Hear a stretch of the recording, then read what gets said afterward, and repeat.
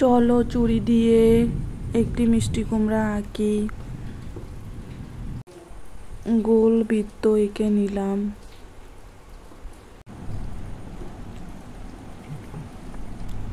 ঠিক আর একটি বৃত্ত আঁকলাম। এবার একটি কাণ্ড আঁকি। দেখুন মাছ বরাবর ছোট একটি কাণ্ড আঁকলাম। এবার মিষ্টি কুমড়ার ভাঁজ আঁকতে হবে।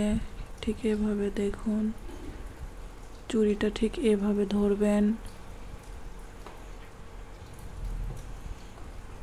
দেখুন কত সহজে একটি মিষ্টি কুমড়া আঁকানো হলো।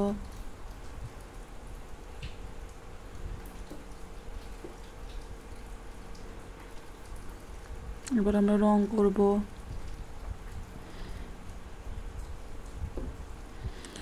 কমলা রং করতেছি।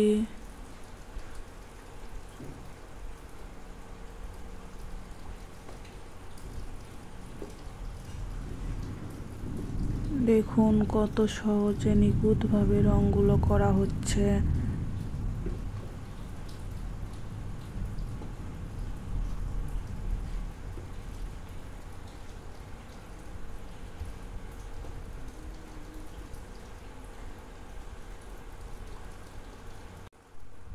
দারুণ! আমাদের মিষ্টি কুমড়া তো একদম সত্যিকারের মিষ্টি কুমড়ার মতো দেখাচ্ছে। তোমরাও চেষ্টা করো ও ভিডিওটি লাইক, কমেন্টস এবং শেয়ার করতে ভুলো না।